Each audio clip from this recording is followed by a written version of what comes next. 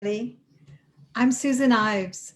I'm part of the team of the Living New Deal, which is a feisty nonprofit documenting the legacy of the New Deal. And we're happy to have you join us at today's seminar, Art and Activism, Posters for Social Change. I'm going to tell you a little bit about the Living New Deal's work and introduce you to the folks involved in today's presentations. And I want to start with Brendan Berrigan, who's running the tech side of today's webinar. And he'll say a few words about the Zoom call and how you can ask questions of our speakers. We hope you will. Brendan?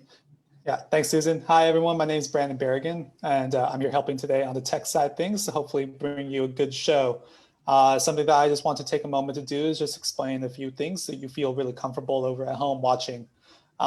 Most of us are probably Zoom experts these days, of course, but maybe this could be a bit of a new format for you. So I just want to say a few things just so you feel very, very comfortable. This is a Zoom webinar. And so unlike a Zoom meeting, I have no way of seeing or hearing you right now. So to those of you potentially enjoying a very early dinner or maybe just a nice snack right now, continue enjoying it. We can't see or hear any of that, and neither can any of the other participants. With that being said, while we can't see or hear you, we still do want you involved. And so today, if you were to hover over your screen right now with your mouse or click on your screen if you're using a mobile device, please, if you'd see, there's a Q&A button down there for you, which is different than any meeting you maybe have been in. And that Q&A button is your way of asking all the questions you would like. We welcome you to ask as many questions as you would like, whenever you would like, to our panelists, and we'll have a few moments for Q&As with them throughout the show. And so they would really love to get your questions. And just so that I know that you know how to use the Q&A, why don't you go ahead, click it right now, and tell us where you're watching from today. And this way we can get an idea where you're from. And that Q&A is not to be mistaken with the chat, which you might already be very familiar with. And the chat is there for actually lots of the time for us to talk to you. And so you might see us every now and then put links in there, like how I'm doing right now to the website for the Living New Deal. And our panelists might have some things to share with you as well. And so we hope you go ahead and click on those and enjoy these things that we have provided for you. I'll be here the entire time watching and enjoying it as much as you, but I'm also here to help you in case you need anything as much as our panelists. And so we hope you enjoy this. And the only last thing that I have to say is we've been doing a few of these for a while now. We're pretty sure about how these go, but if for some crazy reason this call were to drop off, we hope you would use that same link you did to get over here to get back, and we'll hopefully have it running for you right away. And anybody wondering about if this is being recorded, it absolutely is, and it'll be making its way to the Living New Deal website shortly. So I'll be getting off now, and we'll be giving it back to Susan and get the show started. Thank you.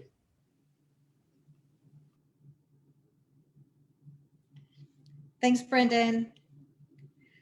So what was that famous curse, "May you live in interesting times"? Well, these are certainly interesting times. And those who were living during the 1930s, during the Great Depression and the New Deal, were also living in interesting times. And it's those times that the Living New Deal is documenting and teaching about. I'd like to give you just a quick overview of the Living New Deal, which began in 2007 at UC Berkeley.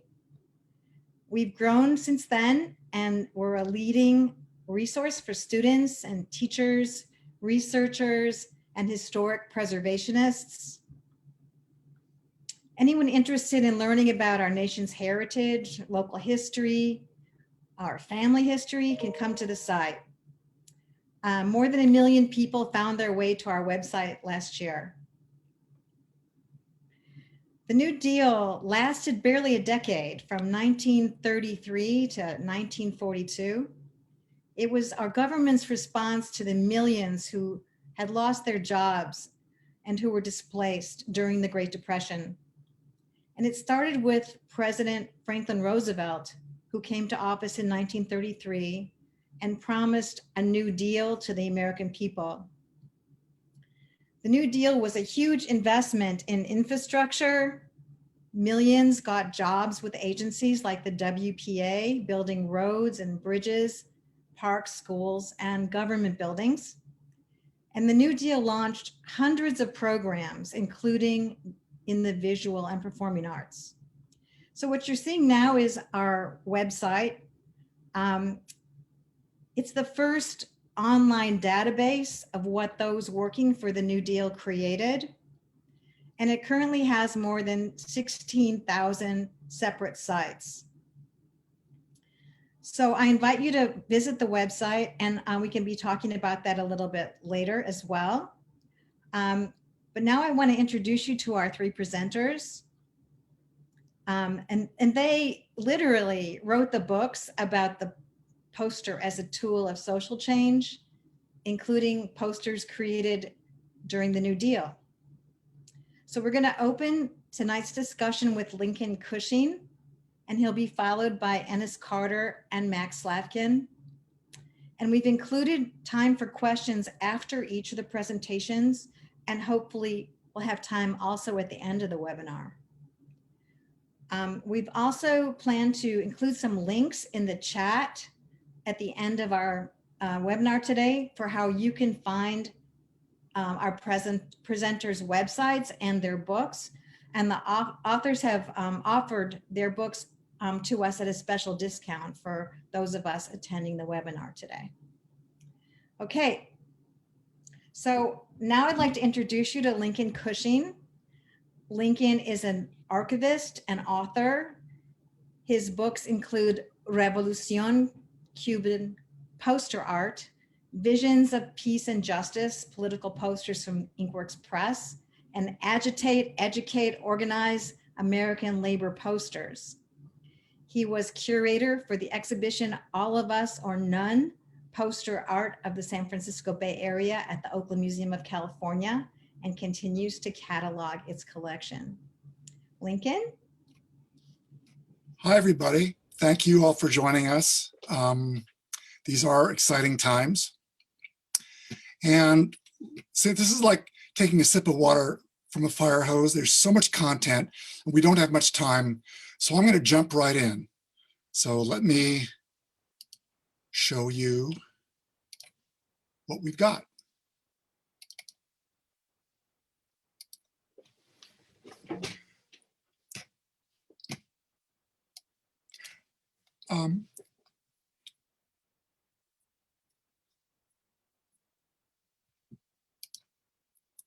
Okay. So you see a bunch of people, you're driving down the street, you're not sure what's going on. And so one of the things that we're going to be talking about is how do you identify and build community using graphic imagery? So you see the folks, and then you see this, and you realize, oh, the signage, the t-shirts, the buttons, the flags, all of it helps to create a sense of identity for not only for the people who are doing the activism, but also for the public that sees them.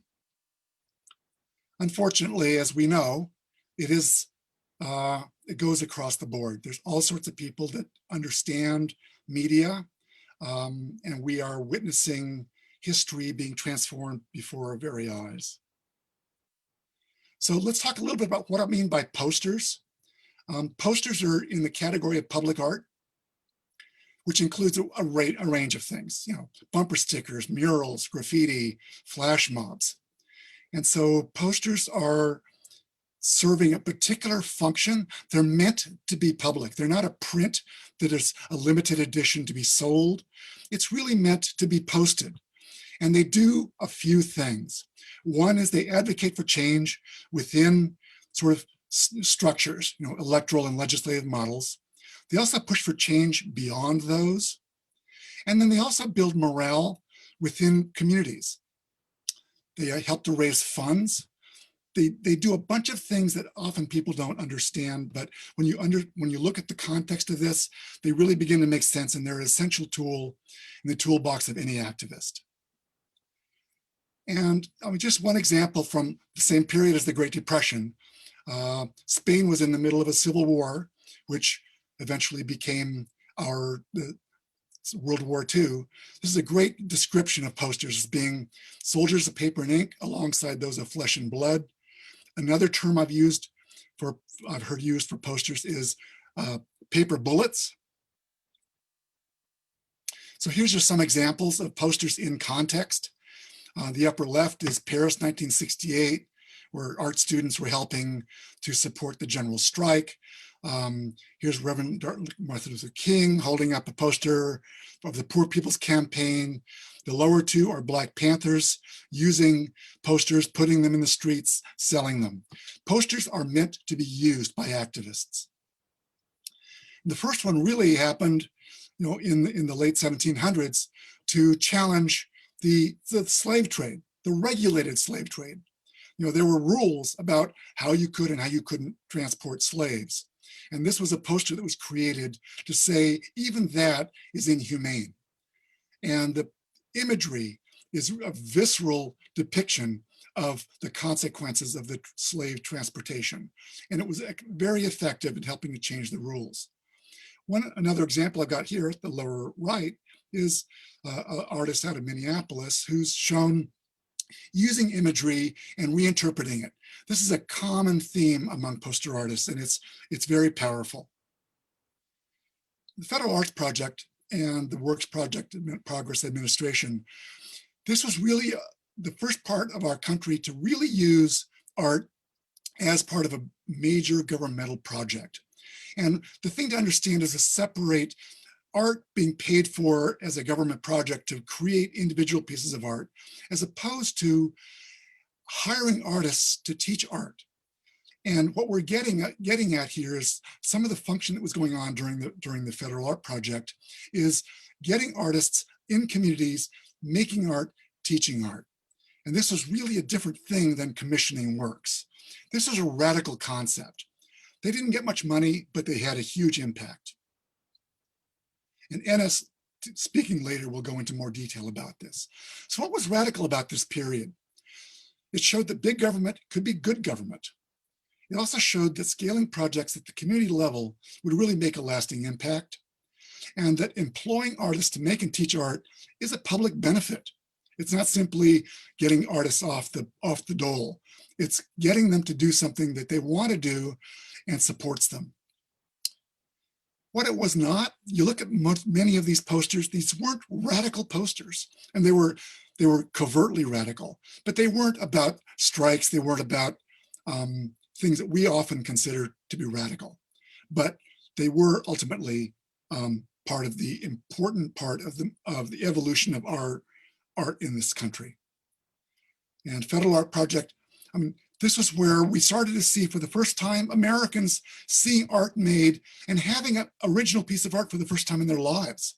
This was a radical transformation of how art entered the public mainstream.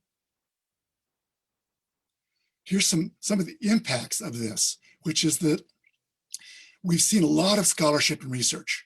We'll hear more about that today. Here's some of the books that were published about this. There was also a lot of commercialization and privatization subsequently. You look at what's happened to artwork that's in post offices that is considered off limits because it's not public anymore. And the thing I'm going to go into here is the Comprehensive Employment and Training Act, which was the child of this project. But you look at the historical record, and one of the lessons that we learn is that this is an imperfect process. Even at the time when you're generating and producing artwork, the whole concept of how do you document it and save it and catalog it and preserve it for future generations is always sort of the last thing to be thought of. And it's an imperfect process. And what we're doing right now is we're scrambling to gather up materials that were produced in the 30s that are lying in drawers and shelves and in people's homes. And we're recreating the bulk of this work. And it's an ongoing process. So there's a whole bunch of work to be done. And we encourage people who know anything about this to jump in. This is crowdsourcing the historical record. It's a very important step. But even just then, how many posters were produced during this period is a subject of debate. I talked about the commercialization of this. This is like the gentrification of art. You look at some of these posters that were produced, paid for with public money, about public projects that are being sold through auction houses for, I think, of as obscene amounts of money. This raises the question of the interaction between public art and its legacy. As much as possible, I think that things that were created with public money should remain in the public trough. So this is an ongoing element of debate and advocacy. So let's talk about CETA. I was a CETA worker under Richard Nixon, who signed the Comprehensive Employment and Training Act. This was a way of getting people hired as a way to sort of deal with, unemployment. Well, it wasn't originally meant to do art. This is where my Bay Area chauvinism comes through. A John Kreidler, who was an intern at the San Francisco Public Art Commission, said, there's got to be a way that we can use this public money to hire artists.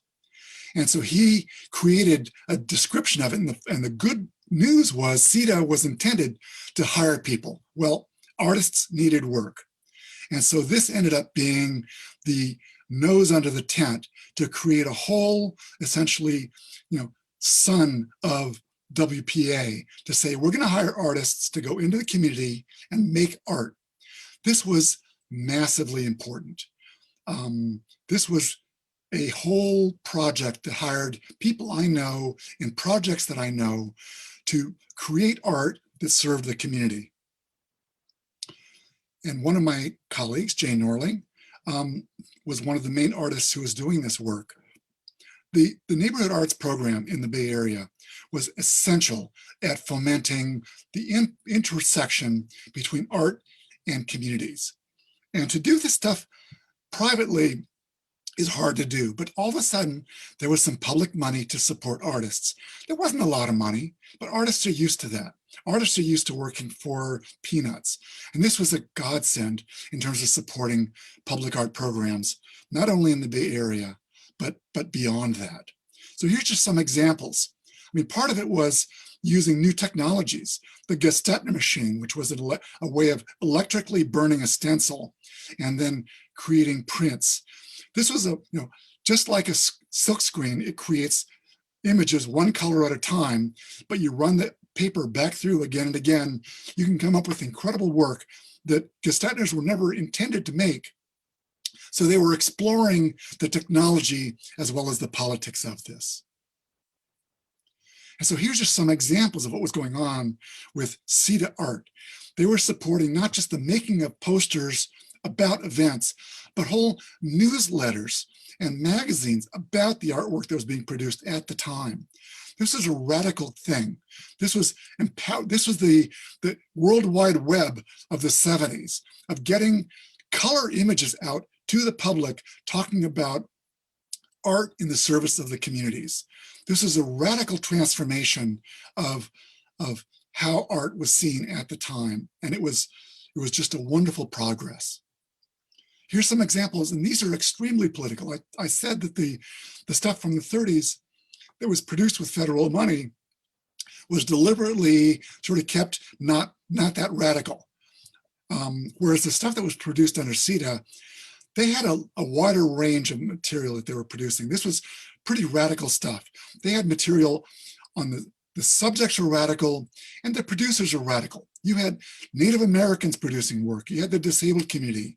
You had the Latino community. You had all sorts of people jumping into CETA, producing work for their communities, intersectional work, stuff that was really, really important, and using these tools to get the word out. So that was the 70s and early 80s. And you think, okay, well, what's happened since then? Well, one thing about posters is they come in waves. One thing that happened after the WPA and the Great Depression was World War II. There were a lot of great posters produced during World War II. Then after that, there was a whole 20-year dark period where not a lot of art was made. This was called McCarthyism and the Cold War. But the civil rights movement, the New Left, started to produce posters again. That's what led to the radicalization of things that we saw during CETA. And even now, you see the intersection between posters and radical social media. Here's Occupy Oakland 2011. Here's John Paul Bale, in downtown Oakland, printing posters. He's got a nice split fountain going there. In the back, you can see a bunch of people lined up. The line of people to get free food wasn't as long as the line of people to get their free posters. People crave craft, people crave culture. This is really an important phenomenon. People want objects. Here we go to Standing Rock. Jesus Barraza from the Bay Area went. They were producing posters. People want to have an object that says, I was there. This is my moment in history. Somebody will put this poster on their wall and 20 years from now say, I went there, I was there. I was in Argentina a couple of years ago. Public art in the service of community activism. If this were in English instead of Spanish, I could say, yeah, this is a poster about keeping public education in the public health. The whole issue of language, how language is changing. This is a tagging graffiti about Argentina just legalized abortion. These things can have a positive and impact on how activism works. So I'm going to close with a couple of things from the Green New Deal, David Solnit, and this is a movement. This is how posters enable activists to get the message out and to make an impact. Posters themselves don't make change. Activists make change, and posters help activists. This is me. Thank you. I will stop sharing and we'll go on to the rest of the show.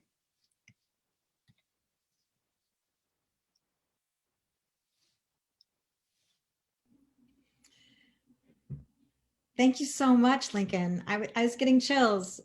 I was a CETA worker as well. I was working in public television video at the time. I just want to do a little shout out to some of the people who are on this call. We have people who are calling in from New Zealand, Australia, from all over the US. Shout out to the SEIU. Our friend Kevin Baker from New York is on the call, folks from Greenbelt, Maryland. So we really have a lot of interest in this topic. And I thought Lincoln did just an amazing job of giving us an overview. So we have a couple questions that we can ask Lincoln to answer at this time.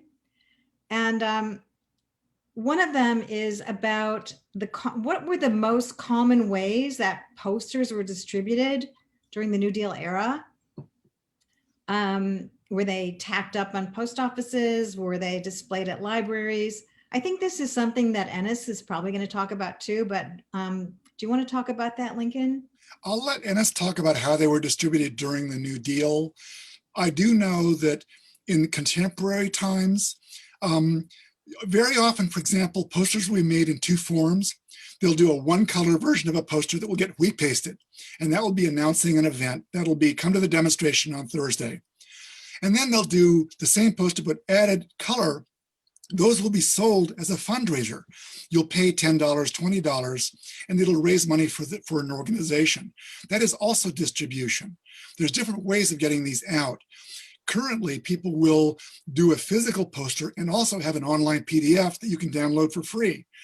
There are new and different ways of getting the images out, but physical posters themselves have a wide range of distribution. Yeah, here's an interesting question, Lincoln. Can you comment on the cultural impact of rock posters during the 60s? Yeah. One of the things that broke the ice for posters in the public in the 60s was rock posters. The Cold War really cast a shadow on poster production. People did not want to put their name on something that was in public because they could get arrested. I have examples of that. I mean, you could do an exhibition of posters from 1945 to 1965. You'd have trouble filling a room. But the rock posters, Bill Graham doing benefit concerts for the mime troupe, all of a sudden people said, wow, these are great. I want these on my walls. And the political people saw what was going on and said, let's do that. the nature and the quality of political posters took a quantum leap in 65, 66, and by 67, 68, we're just exploding. So rock posters played a fundamental role in the evolution of the modern political poster. Here's a final question, then I just want to mention some requests when you're done with this one. If you're familiar with the artist David Lance Goins, Yes. free speech posters, would you talk about those? Yeah, David was an activist in the FSM, and he was a printer, offset printer, as was I. And he ran stuff both for himself and for other people. And he has since gone on to become probably one of Berkeley's most well-known fine art printmakers. He did a few political posters. He doesn't see himself as a political poster maker, but he was part of the emergence of the modern political poster. Here's like a couple quick ones. One person's asking, to what degree is the 1930s poster movement an offshoot of Mexican leftist talleres, the poster workshops? Or do you see this as a form with American roots as well? Well, this was an American roots phenomenon, but there was obviously some connection between the two. But a lot of the stuff that was happening with the Taller Gráfica Popular, I mean, many American artists fled to Mexico because they were persecuted here. So there's a relationship between the artists and the art. That's a whole other seminar. So I'm going to have to leave that. That's an important subject. But the Mexicans were in the Americas producing incredibly powerful work in the 30s and 40s. And then finally, can you just mention the impact of the Earth Day posters? Yes. Earth Day was sort of one of the beginnings of the evolution of the environmental movement in posters. I helped make one of the first Earth Day posters in 1970. But so yeah, in terms of the context of the Green New Deal, one can look to Earth Day posters and very similar ones from around that period as the modern evolution of how the environmental movement entered the poster scene. And I consider the environment, I mean, there's a lot of things that go into what's a political poster. It's not just so-and-so running for office. It's the environment, it's bicycles, it's nudism, it's vegetarianism, it's marijuana. Everything that sticks it to the man is a political poster. And so the range is incredible. And as the environmental work starts to enter that scene, those were an important stream of political poster art. Thanks. We're going to move on to Ennis, but I just wanted to acknowledge that some folks are asking for contact information for Lincoln, and also potentially for any bibliographies that you might be willing to send to people who have deeper interest in this area. And what I'd like you to do, if you would, is for folks on the Q&A, if you could put your email and your request into chat, we'll be retaining those, and we'll be able to respond to you in that way. I'll do that. Also, one clarification. Somebody commented that I didn't mean that the political posters are an American phenomenon. I'm saying that the WPA and the Federal Art Project, that whole thing was an American thing. Obviously, there were many political posters from all over the world, and we're one country that's produced part of that. So it's a worldwide phenomenon. Thank you so much, Lincoln. That was a really wonderful presentation. Thank you. I want to go on to our next presenter, Ennis Carter. Ennis is the founding director of the Philadelphia-based Social Impact Studios, and the studio is engaging people in important social issues through communications and grassroots organizing. And Ennis is also the founder and curator and author of Posters for the People, the Art of the WPA. And it's a research project that includes an online archive of more than 1,300 WPA posters, some that have not been seen since the New Deal era. So I'm going to turn it over to Ennis now, and any questions should be directed to her. And then again, at the end of everyone's presentation, we'll have a little more time for more questions. Thank you so much. It's wonderful to be with everybody tonight. Can you hear me okay? Yeah. Great. So just to let you know, our number on the archive is actually up to 2,221 posters, many of which have not been seen for more than 80 years at this point. So hi, everybody. I'm so happy to be here. I am calling in from Philadelphia, where it's already very dark outside. And it's just so wonderful to be in on a panel with people that are talking about posters for social change in such different ways, but in a very connected universe. So thanks for having me. I'm going to share my screen and get into a presentation that I have to talk specifically about the WPA posters, which is what this project, Posters for the People, is all about. So as Susan said, I'm the director of Social Impact Studios in Philadelphia, and we are a creative hub for engaging people in issues and culture. And so we do, we've been around since 1996. So we started mostly as graphic designers that were trying to do that. And so the connection to the WPA Poster Project is a lineage that we connect to in our work, and also because I personally love these posters. So Susan talked about the New Deal and you know, where this came from. I think most people that know about the WPA and the New Deal, they think of it as the infrastructure projects, bridges, roads. The Tennessee Valley Authority brought the electricity to the South during the WPA. There was a lot of manufacturing done as well in the country, and over 3.3 million people worked for the WPA. And just to remind everybody, at that time, after the Depression, nearly 20% of the population was out of work. So 3.3 million people being hired was a really big boon to everybody's lives. Part of that were artists, and it was a really, I personally love the fact that that art, that alongside infrastructure, that artists, visual artists, theater makers, teachers of art, as Lincoln was talking about, were considered part of the social fabric.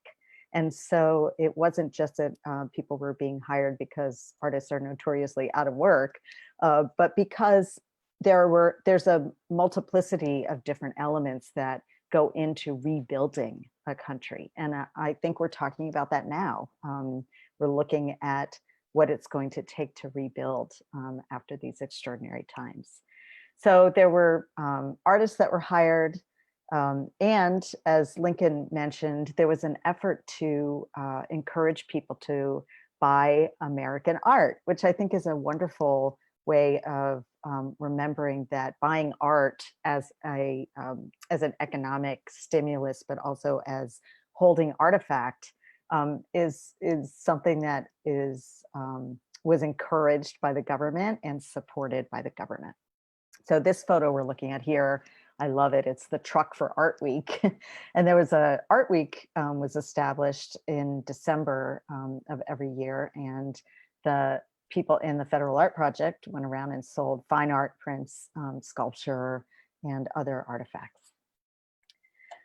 There was a large theater project. People need to, I think, remember that this is the 1930s. There was no internet, and there actually was no television. So there was radio and there was community theater and community-based, very locally based entertainment.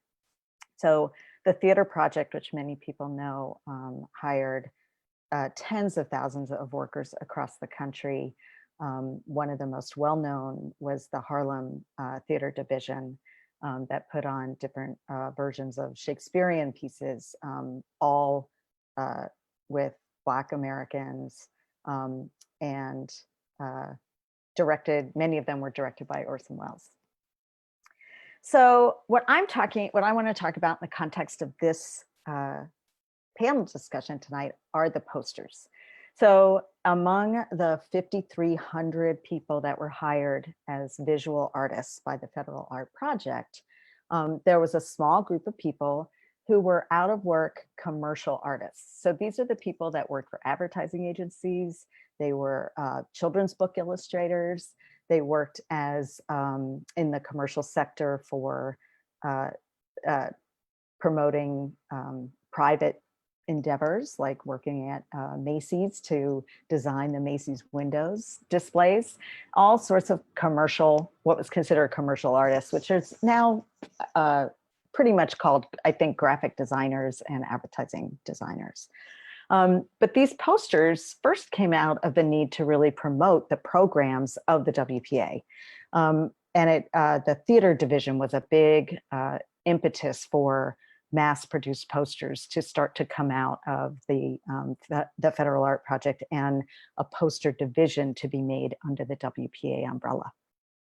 So there's tons of theater productions going on. People have to advertise that and get that out there.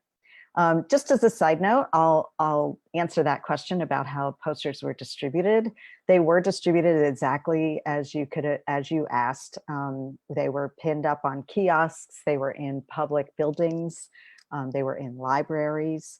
Many of us that might remember going to the city hall or to a library or to the DMV even, all of those posters that are always everywhere to tell us what's going on. That was what these were. They were a combination of public awareness about programs. They were also a propaganda device for the Roosevelt administration. And when I say propaganda, I think it's really important to remember that propaganda is about promoting ideas and values and trying to encourage the viewer to take action or to adopt a behavior. They are not always misused to, oppress people the way that a lot of propaganda is. And in this case, they were a vehicle for the voice of this administration. There's incredible design work here. And I just wanted to kind of give you the facts and figures and then show you some of the posters and talk a little bit about our project, the posters for the people. Sorry, I'm getting some weird things on it. There we go. So there, as part of the Federal Art Project, there were 18 cities that had poster divisions. And some of those were standalone offices where they designed and printed posters in a region. Some of them were associated with an art center that might have been a community art center that also got federal art funding, where people would come to take classes. A lot of children in the 30s and early 40s after school, they would go to learn drawing or learn some form of art from one of those art teachers that Lincoln was mentioning. There was also a program called the Museum Extension Project that took museum artifacts that might have been in museums that were more urban out into rural areas where kids might not have had access to museums to see art and artifacts. So there were 18 cities that had poster divisions of some sort. There were 500 poster artists hired over a period of 7 years. And they created 35,000 designs, which is an astounding amount of design work over that period.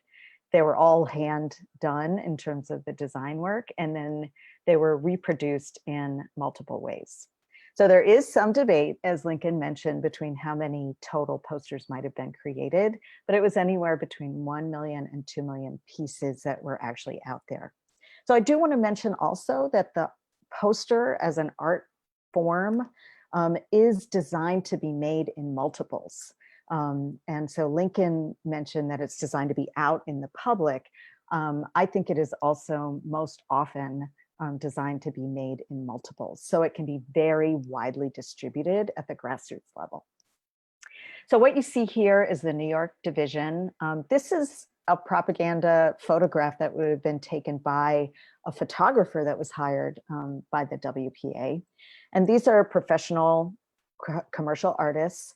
I will say that the people actually in the poster division were well paid for the times. And in some cases, they were paid more than manual laborers and other artists because they were considered like skilled labor. Not much more, as Lincoln said, there definitely, there was not a lot of money in working for the WPA, but many people that signed up, that we know and that we've heard the stories from their families, that they were able to get by on a living wage. So what's going on here is that they're doing the lettering and they're doing the hand printing. I mean, the setup for the posters to go into production, ultimately in a screen printing process. I just want to point out that in the beginning of the poster division in 1935-36, they were actually hand painted posters. So what they did was somebody would do a central design, and then they had artists set up in a arc, all with easels, and it was called the easel painting division. And they would be repainting posters over and over again. So what happened was a young man named Anthony Valonis came to the New York division to work as a designer and in the production. And he had studied art in New York City. And then he had a job at Macy's doing window design. And then he also, on the side, made a living working at a wallpaper printing factory. And wallpaper printing at the time was used a screen printing process. And while he knew the fine art use of screen printing from Japanese silk screen printing, he kind of blended those worlds to observe the repetitive patterns that were being made on the wallpaper. He thought, wait a minute, why are we painting these posters? We could be screen printing them instead. So he brought this screen printing process to the poster division of the WPA. He perfected it. He coined the phrase serigraph to talk about screen printing. And he made a how-to manual that got sent out to all the poster offices around the country. So I really think we need to thank Anthony Valonis for the advances in this technology, and Andy Warhol and Corita Kent and Shepard Fairey have Anthony Valonis to thank as well. So Posters of the People as a project exists because the poster artists were not considered fine artists, and their work, like Lincoln said, was not documented in a way that was archived in any way at all. Each state administered their own program. The artists were not allowed to sign their work. They were not allowed to keep copies of their work because it was considered government procurement that they were making. So unfortunately, what that meant was these 35,000 designs, many of which were amazing examples of American graphic design and screen printing technology, were just not cataloged. So I got a hold of a poster in my own collection. And, I love that, Lincoln, you said that they weren't overtly provocative and incendiary from a political standpoint, but there was a lot of very subtle connection to very specific political viewpoints and progressive viewpoints in particular. This poster is an amazing poster, which was, it says it can't happen here. We read books instead of burning them. And there's a pile of books, and in that smoke is a swastika. And this was made in 1937. So this is advanced, very like the world is about to embark in World War II. As always, artists are at the forefront of what's going on. And foreshadowing what's to come. This was in conjunction with a theater production with the Sinclair Lewis radio play that was turned into a play, a book that he rewrote as a play called It Can't Happen Here. This poster was made, though, for a library. So this is an example of how when they had a theme in the theater, they reinforced that theme in different ways. So when we found out that the posters were not documented, and when I had my own piece, I'm just going to go back there real quick, we were trying to find out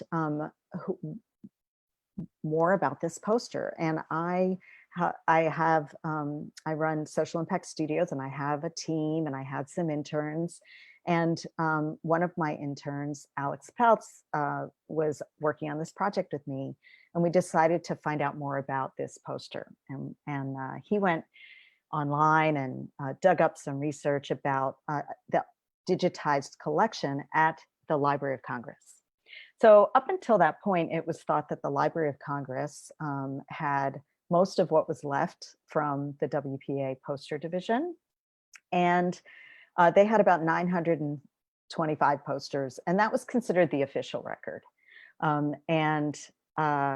When we started to find posters on eBay and in private collections, and we would cross-reference, we were finding lots and lots of posters in public and private repositories that weren't cataloged by the Library of Congress. So we called them up, we called up the National Archives, and we called up the General Services Administration, which is the Government Services Administration, which is responsible for cataloging the output of taxpayer-funded projects like this.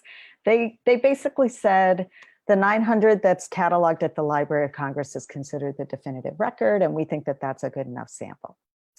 So they gave us their blessing, but we to do our own project to archive, we just didn't think that that was enough of a sampling, 900 posters out of 35,000, and we started Posters for the People. We started Posters for the People mostly to honor the legacy of the hardworking people that designed posters that were not attributed, the people that made posters all over the country. This is a photograph from the Harlem division. Over 15% of the WPA workers were African-American, and Harlem has such a large output of theater and federal other art projects that they had their own poster division in addition to the one downtown. This is a photograph from Newark, the Newark poster division, which we didn't even know existed until the daughter of this guy, Vincent Murphy, who's now in her 80s, came into our office with some photographs and said, I hear you are interested in WPA posters. And my father was a WPA poster artist, and we learned about the Newark division that way. So Lincoln's point about people out there finding posters or finding history of this legacy, that is how we're going to know what is the output of this department. And I just want to also say that I think it's really important because we have the ability to look through a visual lens to see all of the different departments that were in the WPA, because there were posters made about everything. The health department, people learning English, how to care for your baby, what to do in a fire. There were just all sorts of different looks at what was going on in the WPA. So I think the poster division is one of the most visual lenses into the WPA. So this sign that's back there is a metal sign that would have been at all WPA projects. You saw it earlier with the laborer. There's a little cat back there too. I think that's the mascot for the poster division. All right, so I'm going to wrap up, but I wanted to go through the poster, what kinds of things were covered by the posters. So this is a full list of the way that we curate the look into the different kinds of posters that were made. They're most of the things that you would imagine. There are a few things like American cultural traditions, which there were posters that were made in Spanish, and there were posters that were made in Yiddish, and there were posters that celebrated Native American history and different cultural backgrounds. This is a really, amazing time where the ideal of actually being a diverse and integrated society in many cases was being represented by the poster artists. So Lincoln mentioned that there might not have been posters about striking, but it was definitely an iconic imagery, so much so that a poster about caring for your baby uses a striking baby as an image, one of my favorites. So these are just the samples of posters that we have found by going out into other repositories and finding the posters that were not documented. So we can have this central archive online. We are not trying to collect all of these posters. We're just trying to document them and show the beauty and power of the messages. This is also an overlap with the Index of American Design, where artists were hired to go out and actually draw folk art out in the field. And so they took those drawings and then they made a poster out of it. So I love that overlap of those projects. Some really amazing work. This is all screen printed, multiple colors, and again, behavior messages to encourage people to eat fruit, be healthy, which would be a message we would see today. But I do love this one. I don't know that we would see a poster that encourages more courtesy on the workplace. So that's just a snapshot of the Posters to the People, which is really dedicated to like documenting and celebrating the posters that were made during that period. From 1936 to 1943, it crossed over into the War Services Division. And you can find out more about this project and also buy reproductions. That we have an on-demand system, so you can get the most obscure posters that you might want to get a copy of through Posters to the People, and we'll be putting up a discount code at the end. And I just also wanted to connect the dots to say, I'm going to stop sharing, just to say that this is the connection to the artifacts, but also very primary messaging is just something that is part of our American culture here. We are, I think, one of our most universal languages is advertising, because we're in this like constant struggle between democracy and the marketplace. And so these kinds of posters to me feel very American for that reason. I wanted to just quickly say that the exhibit that was at the Whitney about the Mexican muralists' impact on WPA artists is a great resource. They have a wonderful website. I'll try to find the link while we're wrapping up. Wow. Thank you so much, Ennis. It was beautiful. There were a couple questions that I just want to run by you. One of them came up before about the distribution of the posters. And I remember from your book, you talking about that they were just available in all the venues of everyday life, like on buses and in libraries. And could you talk a little bit about that? Mm-hmm. Yeah, so I think it's a little bit challenging for us to even think about that because of the wholesale scrubbing of our public spaces in contemporary times. But the the idea of wheat pasted posters, I think most people understand and see them in different places, and that would have been a comparable experience that people would have had with WPA posters, but more likely in windows and tacked up on bulletin boards in a community center. They were made on hard boards. They were not on light paper, so they would have had to have been like push pinned into something or laid in a window. And businesses all around the country were asked to put different WPA posters in their windows.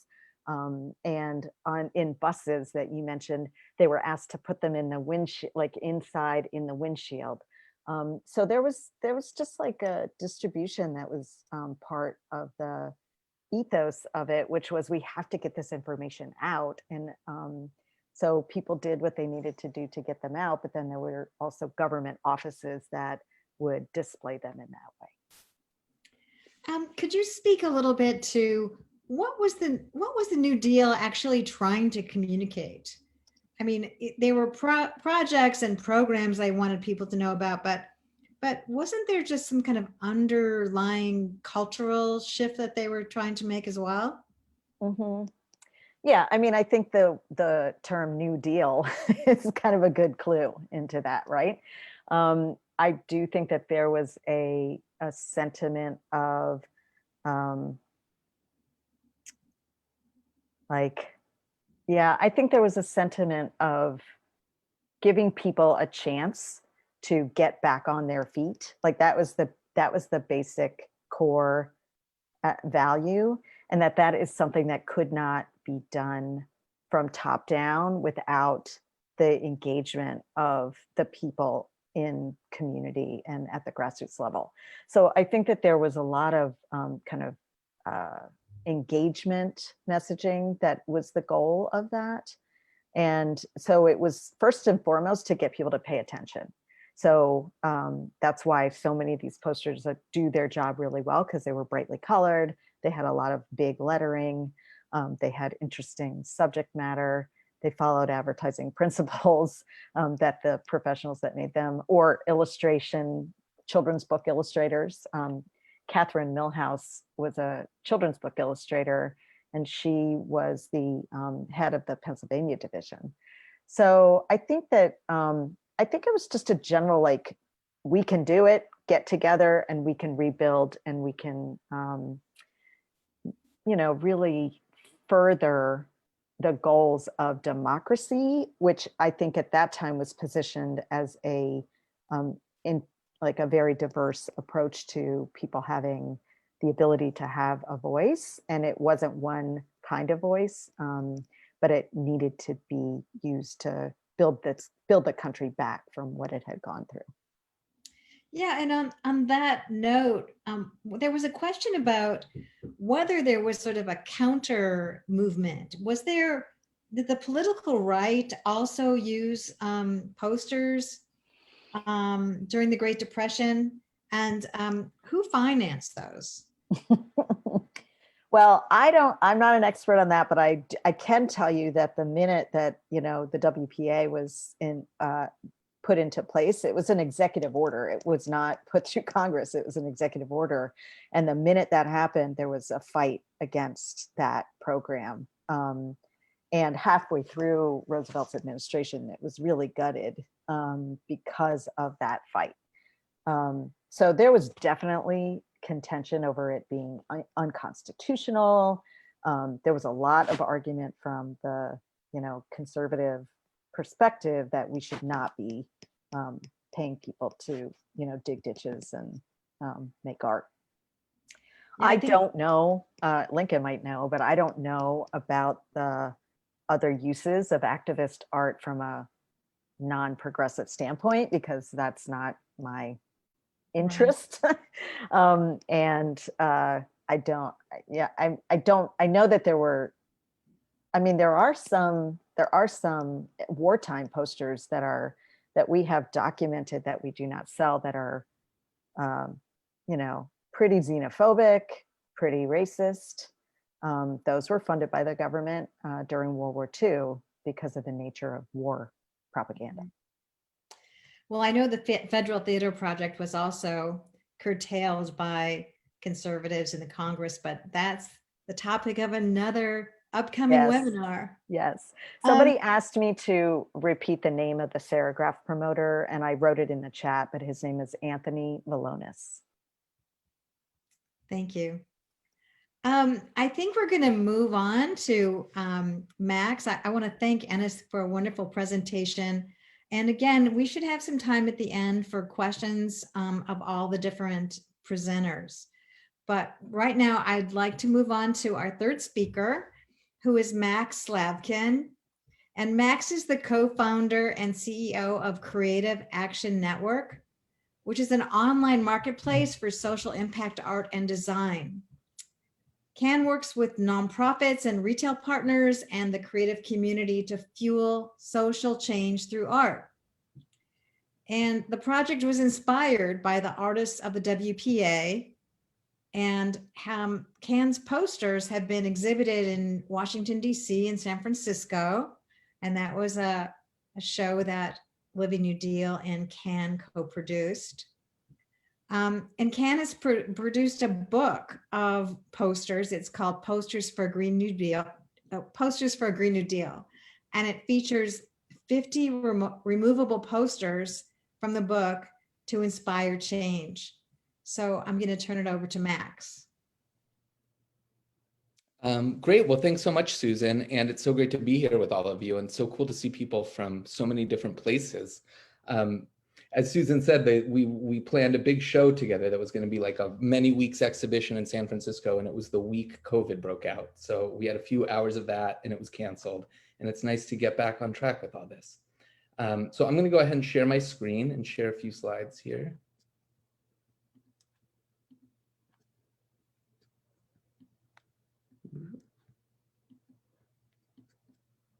Great. So we are Creative Action Network, and I want to start, I'm just going to talk a little bit about us and then more about some of the work we and others are doing now around the fight for the Green New Deal and some of the lessons from the WPA that are informing that.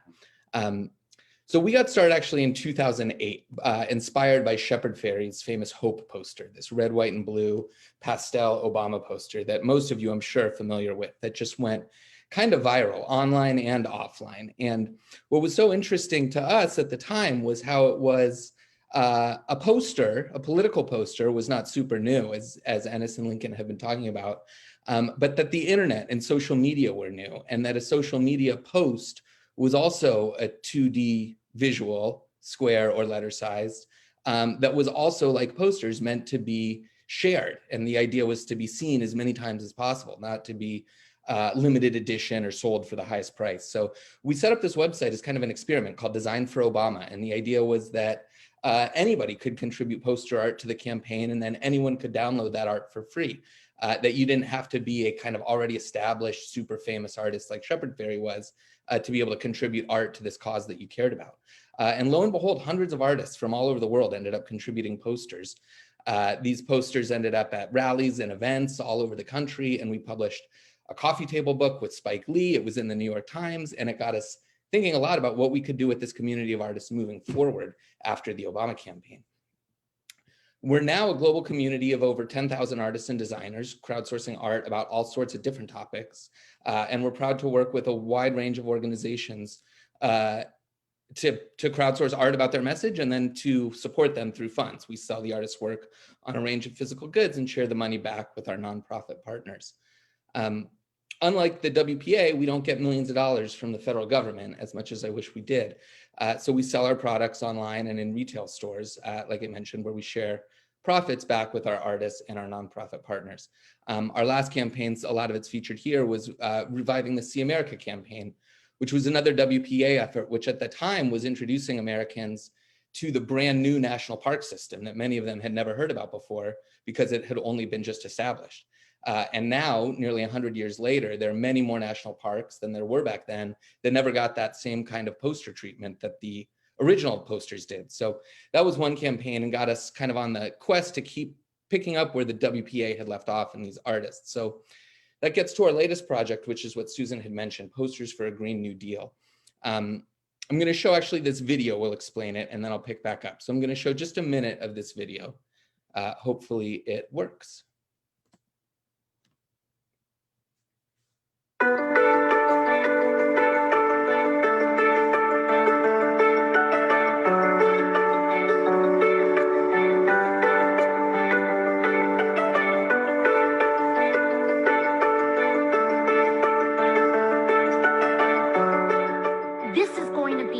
Great society, the moonshot, the civil rights movement of our generation.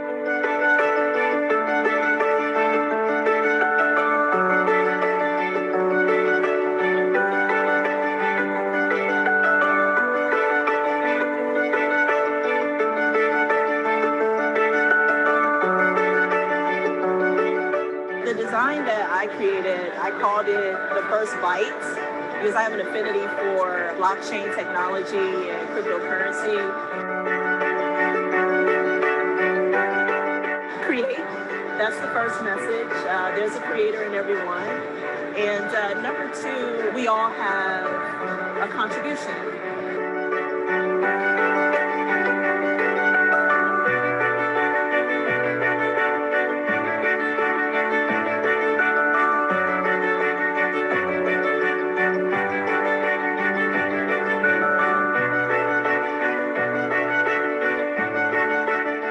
Back in the New Deal, one of the downsides was that. All right, you hear enough of me here, so you don't need that. So that was 2 years ago. We put out this call to our creative community and to the public at large to create posters for the Green New Deal, imagining what it could look like.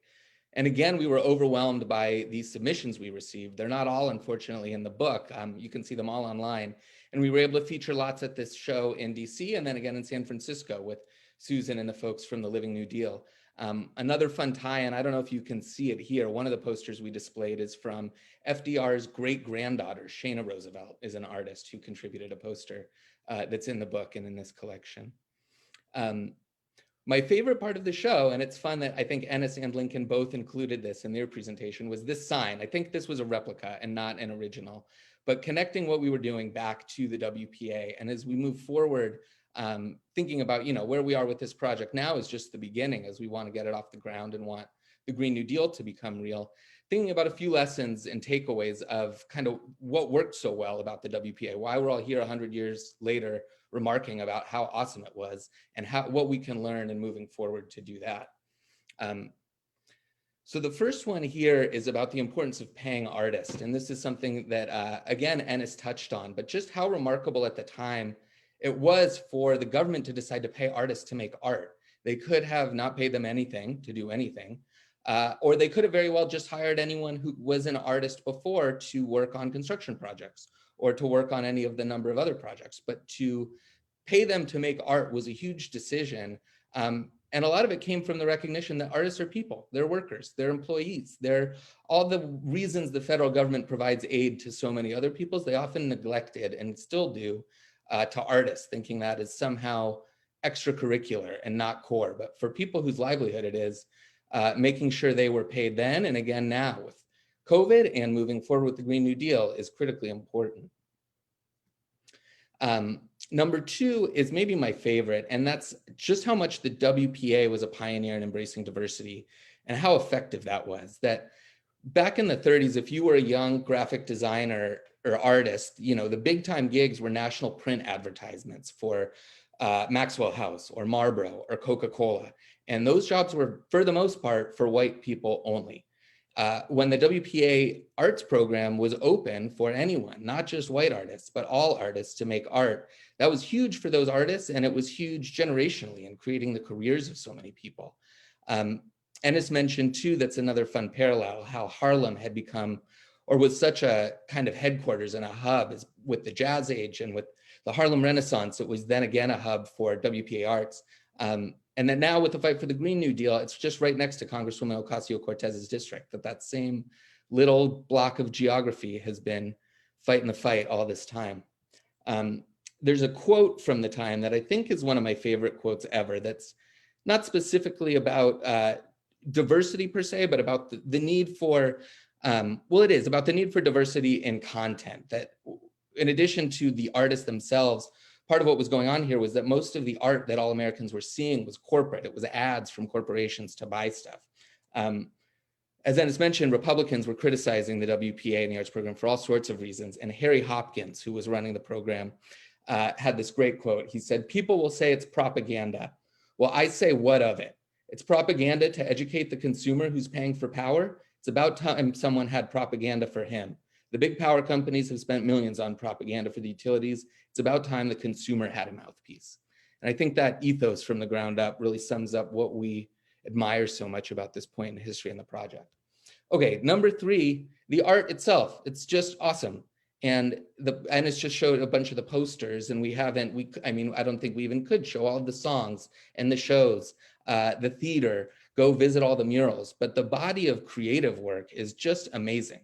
And to think that our government was able to manage such a project and come out with art that was so beautiful and so kind of aesthetically amazing is just incredible. It also pushed the boundaries for the arts moving forward. Technology like color printing, lithographs, greatly advanced by the government investment in the WPA Arts program. It did come with some of the challenges when we were talking about some of the resistance that I still love because it's still so relevant. And as someone organizing artists today, we still come up against the same criticism all the time. Republicans in Congress would bring up critiques. Some were just that artists have too bohemian of a lifestyle and therefore are not deserving of any sort of aid. But also just that the arts were too fuzzy. There were these questions of like, how many hours does an artist get to make art? How many yards of material? How much dollar per sculpture versus pottery versus a poem? And just because art is hard for bureaucrats to manage doesn't mean we shouldn't do it. And that the government was able to persevere and get it done is yet again so impressive. And number 4, moving forward, is the action. Art is, to that last point, often hard to, quantify the impact of art. When we see an incredible piece of art or a poster and it moves us, it's hard to then put in a spreadsheet exactly what is going on. But we all know that it's working and has a huge impact. Back then with the WPA, the art in these posters played a huge role in forming a national identity, that we can do it spirit that Ennis had mentioned, that we can do big things, whether it was building all these roads and schools or then later coming together to beat the Nazis. That shared national identity came from seeing the same posters and being invited to visit the same national parks and seeing the same funny thing about babies being on strike. Having that shared national discourse at a time before television and radio played a huge role in bringing us together to then do other big things that needed to get done. So that's in large part why we're so excited about crowdsourcing art for the Green New Deal, not just because the art is amazing and not just because these artists need and deserve work, but because this needs to happen for, the fate of America. The last thing I wanted to touch on here is the Sunrise Movement, who's our partner in our project. We donate proceeds from the sale of our book and the Green New Deal posters back to them. And it speaks to how Susan started this about, times are crazy now, but times were crazy then. And that's what made what the government did that much more important and impressive. And during all of the craziness of the last few weeks, and even just yesterday, Sunrise Movement, who's been the group of young people fighting for the Green New Deal from the beginning of this push a few years ago, have been on the ground in Georgia for weeks now, making sure that the Senate went in the direction that it did, sending over 1 million texts and 1 million calls, standing at the Capitol, any number of things that they are doing to make sure that the Green New Deal happens. And that balance of the activists and the artists together, we need each other. The posters on their own aren't going to do it. But as Lincoln had said, without posters, there wouldn't be a movement. It'd just be people standing on the steps. So I very much encourage you all, if you want to get involved or with your financial support, to check out Sunrise Movement. With that, I guess I'll wrap up. You can see on this link here to Creative Action Network, where you can see our Green New Deal collection, the Green New Deal book, and all of our other crowdsourced art campaigns, and also Sunrise Movement and their critical work in getting the Green New Deal from poster to reality. And with that, I'll stop sharing my screen and we can talk some questions.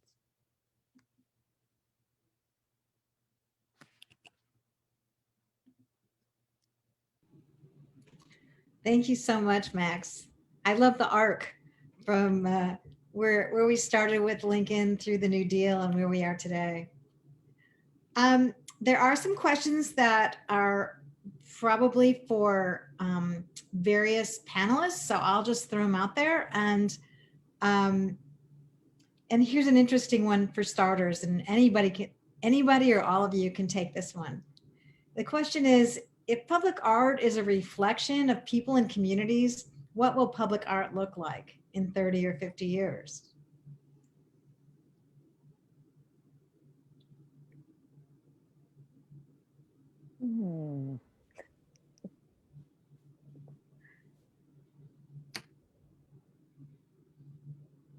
We'll find out. All we can do is prepare. For one thing, here's one part that ties all of this together. And I gave some examples. Art really likes to look back on previous examples. People are always inspired by what has happened before. And so the artwork of this body of work of the WPA inspired artwork later on. Artwork from the 60s is inspiring artists now. It's art is, draws upon itself very much. And so we'll probably be seeing things in the future. They'll go, wow, look, they're drawing on something from the 80s. It's art just is like that. And so we'll be seeing things that are in ways familiar and in ways not. Yeah, art is a living thing. So a question, I guess maybe this one's for Ennis. Did the government preserve or catalog its posters from the New Deal? So there's no central national record of the posters that were made, and that's why our project exists. And this is true of all WPA programs. They were state administered. So all of the records were kept at the state level. So different states did things in different ways and required different kinds of documentation in different ways. And they would report into the federal, but it was very broad information. Certainly nobody was keeping a copy of every poster that was made. That is not something that happened. And there were paper records of, who ordered what posters and what the topic might have been and who the artist might have been, but most of that is very scattered. And that's exactly why we're here. I would, if it's okay, I just want to share the actual website, because I did not do that. Just so people know that Posters to the People is a place where you can go and search and see among the 2,000 posters that we've found.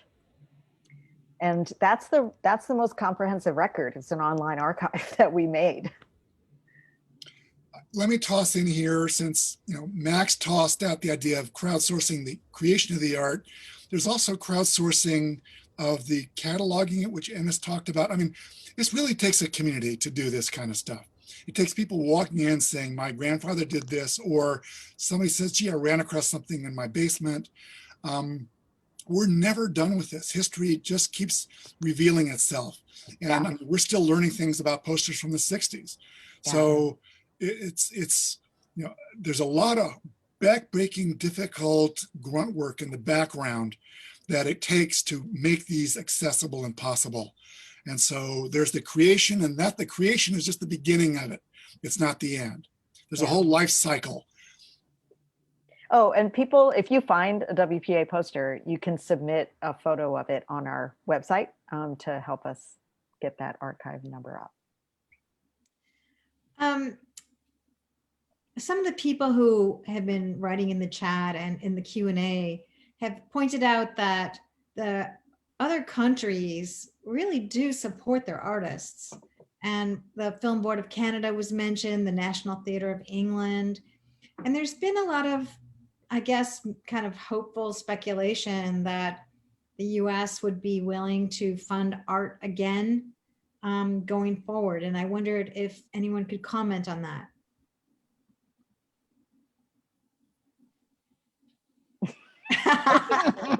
It might not be hopeful about the government, but I think there are some exciting other ways in which the arts are being supported. I think that, there have been lots of talk about how platforms like Kickstarter will raise more in a single year for artists than the NEA does. And then new platforms like Patreon coming on, and the increasing ease for artists to create and distribute their art. I'm not saying it's all perfect now, not by any means in terms of how artists are compensated. But there's a lot of hope beyond like Congress gives artists a ton of money tomorrow. Max, I was wondering, how do you recruit the designers that do your campaigns?